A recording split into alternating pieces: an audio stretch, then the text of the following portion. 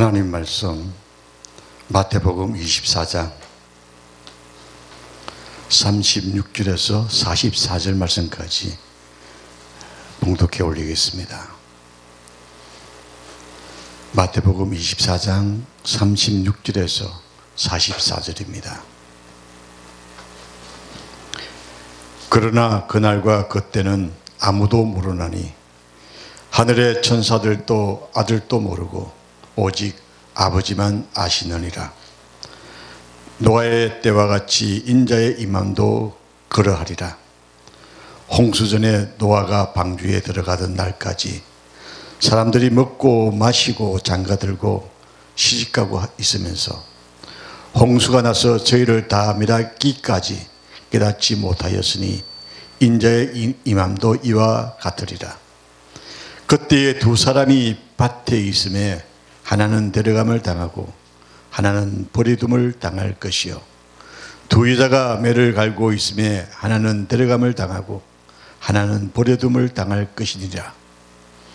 그러므로 깨어있으라. 어느 날에 너희 주가 임할는지 너희가 알지 못함이니라. 너희도 아는 바니 만일 집주인이 도적이 어느 경점에 올 줄을 알았다면 깨어있어 그 집을 뚫지 못하게 하였으리라. 이러므로 너희도 예비하고 있으라. 생각지 않은 때에 인자가 오리라. 아멘. 이 말씀을 가지고 예언과 신앙이란 제목의 말씀으로 하나님의 말씀을 함께 은혜를 나누고자 합니다. 세계로 열린 선교방송에 함께 하시는 모든 하나님의 사람들과 또한 시청하는 시청자께 하나님의 은혜가 늘 함께 하시기를 주의 이름으로 축원합니다. 우리가 살고 있는 이 시대를 말세의 징조가 보이는 마지막 때라는 이야기를 할 만큼 세상이 매우 어지럽기만 합니다. 흔히 이야기하기를 언니의 시대가 지나고 주소 때라고 이야기도 합니다. 그런데 아무리 힘들고 어려워도 하나님의 은혜는 항상 우리와 함께 하심을 저는 확신합니다. 신천지라는 이단이 교회들을 매우 어지럽게 하고 있죠. 이단들이 난립할 때에 교회는 정신을 차리고 그 시대를 분별해야 합니다. 분명 시대가 마지막 때를 향하여 가는 것은 사실입니다. 이럴 때에 우리 그리스도인들이 어떻게 준비를 해야 할까요? 성경에서 말씀하고 계시는 마지막 때, 예수님의 재림하시는 그날을 성경에서 말씀하고 계시는 마지막 때는 오늘 본문의 말씀에서 아무도 모른다고 했습니다. 그런데 우리는 이 성경에서 그 답을 찾아낼 수 있는 지혜를 하나님께서 주셨습니다. 그것이 하나님의 주시는 예언의 말씀 안에 담겨져 있습니다. 그 말씀의 역사 앞에 부끄럽지 않는 깨어있는 교회가, 성도가 되어져야 우리는 이 시대를 이길 수가 있다는 말씀입니다. 성경 말씀 전체 중 예언의 말씀이 4분의 1을 차지하고 있습니다. 그럼에도 불구하고 믿는 자들이 예수님이 주시는 이 예언의 말씀, 하나님이 주시는 이 예언의 말씀에 무관심하고 지내고 있다는 사실입니다. 악한 영들이 우리들의 눈을 가리고 있는지 우리가 깨달아 봐야겠습니다. 오늘 이 시대의 우리들, 주의 예언의 말씀에 귀를 기울이고 그 말씀의 징조를 볼 수 있는 지혜를 얻을 수 있기를 주의 이름으로 축원합니다. 성경 예언의 말씀은 베드로후서 1장 19절에 어둡고 혼란한 세상에 비추는 등불과 같다고 베드로 사도가 말씀했죠. 예언의 말씀을 전가한 선지자들은 신앙이 참으로 아름답고 하나님 보시기에 훌륭한 믿음을 가지고 있었음을 성경은 증언합니다. 우리는 그 예언의 말씀이 이루어질 것을 믿는 믿음을 바탕으로 성숙한 신앙으로 자라야 한다는 사실입니다. 예언의 말씀이 이루어질 것을 믿고 준비하는 자가 되어야 한다는 말씀이 되는 것 같습니다. 고대 바빌론에 대해 예언의 이사야 선지자가 선포했죠. 바빌론 성은 후대 로마보다도 더 웅장하고 견고했습니다. 하나님의 역사의 수리받기 앞에서는 아무것도 아니었지만 사람의 눈으로 봤을 때는 바벨론 성은 거대한 성이었습니다. 성의 넓이는 15평방미터였고요. 성벽의 두께는 87층이나 되었고 성벽의 높이는 850층이나 되는, 성문들은 경관 노쇠로 만들어져서 어느 누구도 뚫을 수가 없는 성이었습니다. 그리고 그 성벽 옆에는 강이 흐르는데 운하가 자그만치 30자 넓이로 성문이 열리지 않으면 아무도 들어갈 수 없는 그런 성이었습니다. 그리고 성의 곳곳에 성문들이 있어서 사람들이 감히 들어갈 수도 없는 거대한 성이었습니다. 성 중앙에는 유브라데스 강이 흘러 주변 환경이 화려하고 평안이 넘치는 모습을 가지고 있었습니다. 집들과 공원이 있었고 당시 100만 명이나 되는 인구가 살고 있는 대도시였습니다. 이러한 경관성을 정복한다는 것은 사람으로서는 상상도 할 수 없는 거대한 성이었습니다. 이사야 선지자는 고레스라는 사람을 통하여 하나님께서 바벨론을 정복할 것을 이사야 45장 5절에서 1절에서 7절의 말씀 가운데 말씀했죠. 고레스는 유브라데스 강을 줄기를 돌리는 공사를 하고 강바닥을 통하여 성 안에 진입하여 바벨론 성을 정복했습니다. 이렇게 사람이 감히 꿈꿀 수 없는 위대한 성이라 할지라도 하나님께서 흩으시면 흩어지는 것이 인간의 한계였습니다. 그 아름답던 항구 도시 두로도 에스겔 선지자의 예언대로 망하고 말았음을 에스겔서 26장에서 말씀하고 있죠. 성경의 말씀은 곳곳에서 이렇게 성취되어졌고 또한 앞으로 성취될 것입니다. 이 하나님의 비밀을 아무도 알 수가 없습니다. 어떻게 알 수 있을까요? 하나님께서 부르신 하나님 사람을 통해서, 예언을 통해서 우리가 알게 된다는 사실입니다. 이 예언의 말씀, 오늘 우리에게 뭐라고 하십니까? 하나님이 임하시는 그날 아무도 모른다고 합니다. 다만 깨어있는 자만이 그날을 만날 수 있음을 우리에게 말씀하고 있습니다. 마지막 비밀을 요한계시록에서 말씀하시는데, 부름받지 못한 사람들이 자의식 해석이라고 할 수가 있죠. 자기 마음대로 해석을 해서 온통 혼란한 말씀으로 만들고 말았습니다. 그래서 요한계시록을 흔히 말세론이라고 얘기합니다만 실은 하나님의 예언의 말씀이 담겨져 있는 말씀이 요한계시록입니다. 하나님의 사람을 통하여 하나님의 감동으로 되어지는 이 예언의 말씀, 우리에게 그 비밀을 알 수 있도록 이 예언을 우리에게 증거하고 있다는 사실입니다.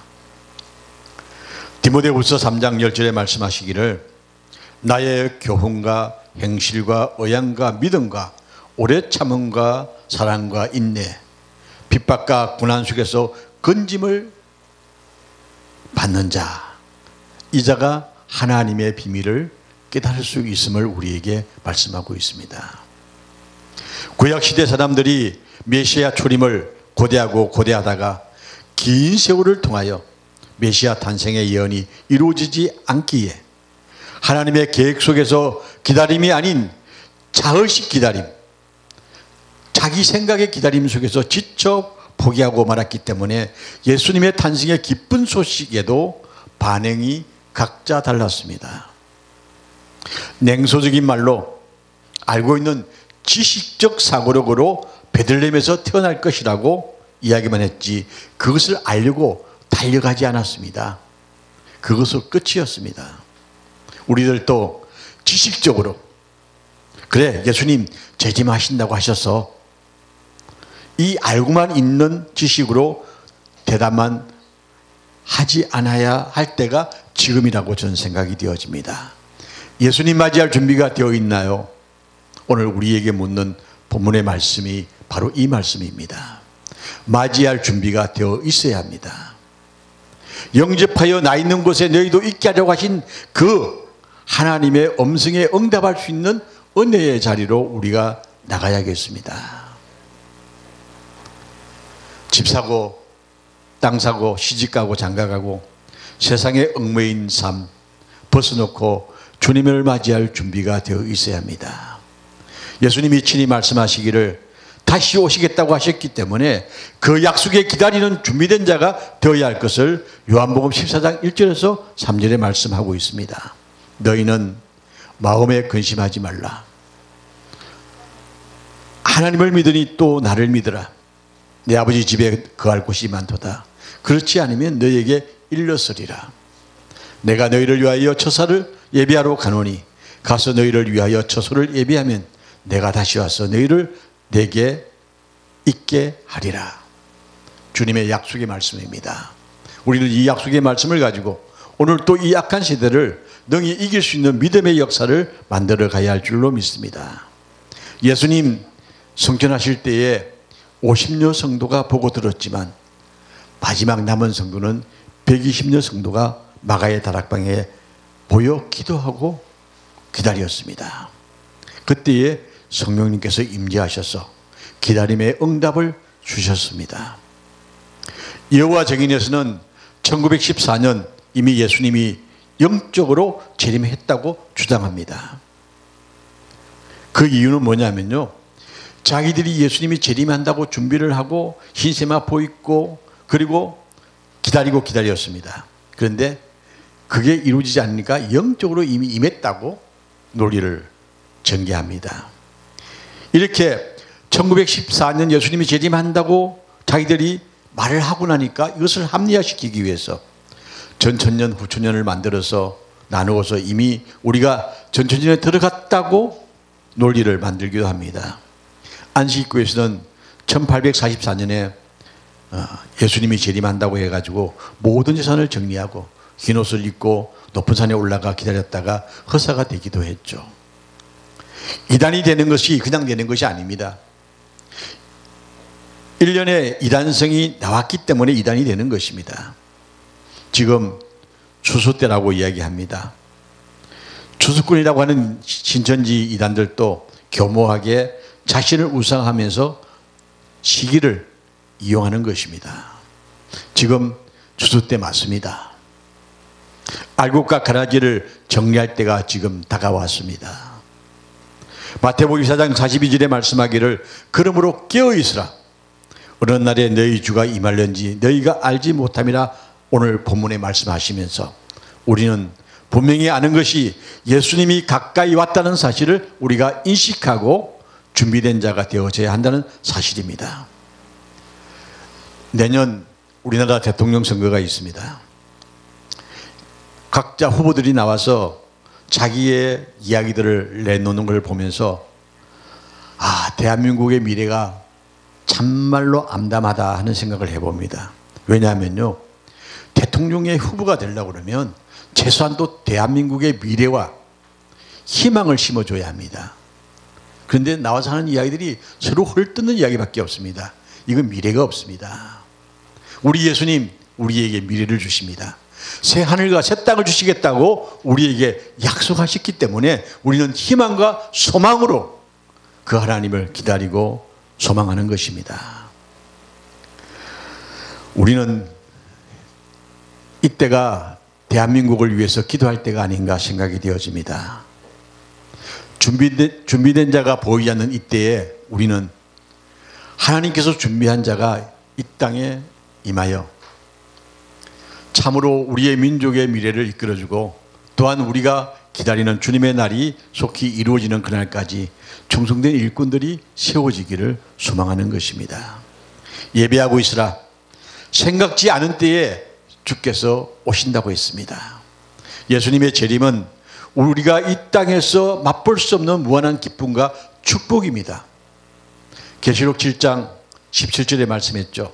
슬픔과 질병과 근심과 걱정, 눈물, 죽음이 다시 없는 하늘나라 우리에게 주시겠다고 약속하셨습니다.